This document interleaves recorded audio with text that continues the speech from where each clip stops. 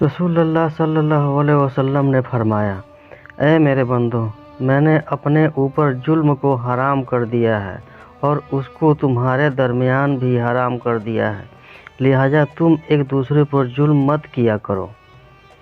رسول اللہ صلی اللہ علیہ وسلم نے فرمایا، برکت کھانے کے بیچ میں اترتی ہے، تم کنارے میں کھایا کرو، کھانے کے بیچ سے مت کھایا کرو۔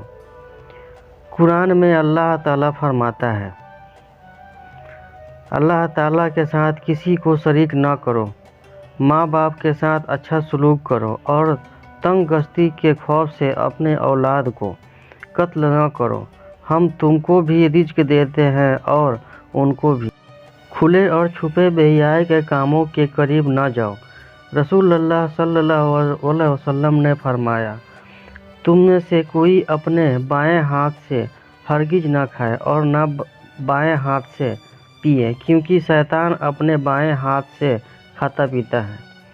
قرآن میں اللہ تعالیٰ فرماتا ہے، اے ایمان والو، اللہ سے سچی پکی توبہ کر لو، امید کہ تمہارا رب تمہاری خطاؤں کو معاف کر دے گا اور جنت میں داخل کر دے گا۔ رسول اللہ صلی اللہ علیہ وسلم نے فرمایا، جس کو یہ اندیشہ ہو کہ وہ آخری رات میں نہیں اٹھ سکے گا تو اس کو رات کے شروع ہی میں وتر پڑھ لینا چاہیے، اور جس کو آخری رات میں اٹھنے کی پوری امید ہو تو اسے آخری رات میں وتر پڑھنا چاہیے۔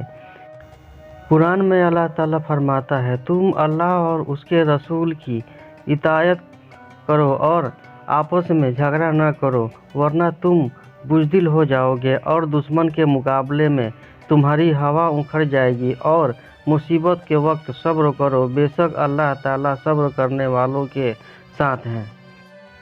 رسول اللہ صلی اللہ علیہ وسلم نے فرمایا، تم اپنے کسی بھائی کی مصیبت پر خوشی کا اظہار مت کرو، اگر ایسا کرو گے تو ہو سکتا ہے کہ اللہ تعالیٰ اس کو اس مصیبت سے نجات دے دے اور تم کو اس مصیبت میں مبتلا کر دے۔ قرآن میں اللہ تعالیٰ فرماتا ہے، یہ بتاتے ہوئے احکام کی میرا سیدھا راستہ ہے، تم اسی پر چلو اور دوسرے غلط راستوں پر مت چلو، ورنہ وہ راستے تم کو راہ خدا سے ہٹا دیں گے۔ اللہ تعالیٰ اس بات کا تم کو تاکید کے ساتھ حکم دیتا ہے تاکہ تم ٹیڑھے راستے سے بچ سکو۔ رسول اللہ صلی اللہ علیہ وسلم نے فرمایا، تم عورتوں سے ان کے حسن اور جمال کی وجہ سے شادی نہ کرو، کیونکہ حسن اور جمال ختم ہونے والا ہے، اور ان مالداری کی وجہ سے شادی کرو۔ ممکن یہ ہے مالداری ان کو نافرمانی میں مبتلا کر دے، البتہ ان سے دینداری کی بنیادی پر نکاح کرو۔ رسول اللہ صلی اللہ علیہ وسلم نے فرمایا، عورت سے 4 چیزوں کی وجہ سے نکاح کیا جاتا ہے، اس کے مال، حسب، نسب، خوبصورتی اور دینداری کی وجہ سے۔ تمہارا بھلا ہو، تم دیندار عورت کو پسند کر کے کامیاب ہو جاؤ۔ قرآن میں اللہ تعالیٰ فرماتا ہے، کیا وہ لوگ جو برے کام کرتے ہیں یہ سمجھتے ہیں کہ ہم انہیں اور ان لوگوں کو برابر کر دیں گے جو ایمان لاتے ہیں اور نیک عمل کرتے ہیں کہ ان کا مرنا اور جینا برابر ہو جائے، ان کا یہ فیصلہ بہت ہی برا ہے۔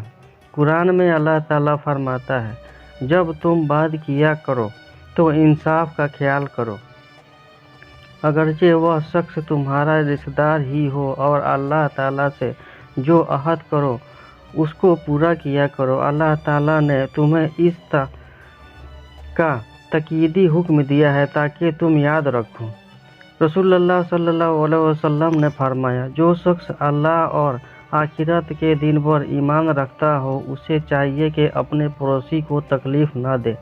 قرآن میں اللہ تعالیٰ فرماتا ہے، مانگنے والے کو نرمی سے جواب دینا اور اس کو معاف کر دینا اس صدقہ اور خیرات سے بہتر ہے جس کے بعد تکلیف پہنچائی جائے۔ اللہ تعالیٰ بڑا بے نیاز اور غیرت مند ہے۔ قرآن میں اللہ تعالیٰ فرماتا ہے، بلا شبہ یہ قرآن ایک نصیحت ہے، جو شخص चाहे अपने रब तक पहुँचने का रास्ता इख्तियार कर ले, और तुम अल्लाह की मर्जी के बगैर कुछ नहीं चाह सकते। अल्लाह ताला बड़े इल्म और हिकमत का मालिक है। रसूलुल्लाह सल्लल्लाहु अलैहि वसल्लम ने फरमाया, जो अल्लाह और आखिरत के दिन पर ईमान रखता हो उसे अपने पड़ोसी का इकराम करना चाहिए।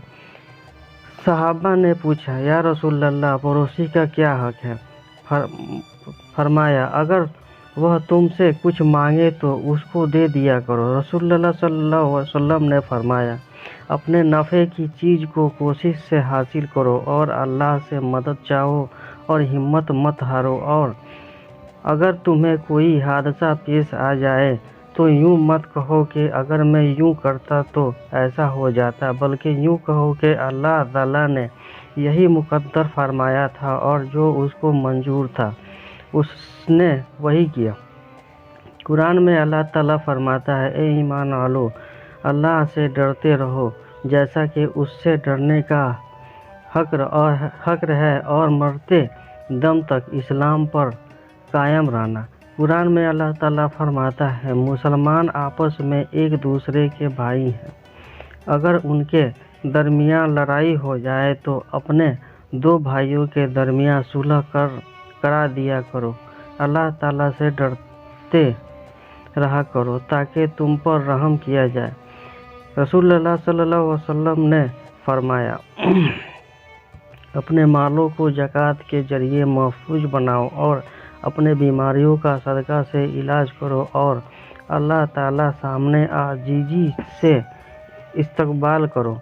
कुरान में अल्लाह ताला फरमाता है, ए ईमान वालो, जब तुम आपस में खुफिया बातें करो तो गुनाह और जुल्म और ज़्यादती और रसूल की नाफरमानी की बातें न किया करो, बल्कि भलाई और परहेजगारी की बातें किया करो और अल्लाह से डरते रहो जिसके पास तुम सब जमा किए जाओगे।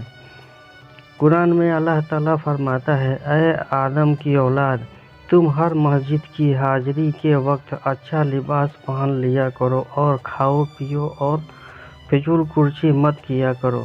बेशक अल्लाह ताला फिजूल खर्ची करने वालों को पसंद नहीं करता। कुरान में अल्लाह ताला फरमाता है, तुम ऐसे अजाब से बचो जो सिर्फ गुनाह करने वालों ही पर नहीं आएगा, बल्कि गुनाह देखकर खामोश रहने वालों को भी अपनी पकड़ में लेगा। खूब जान लो कि अल्लाह सख्त सज़ा देने वाला है।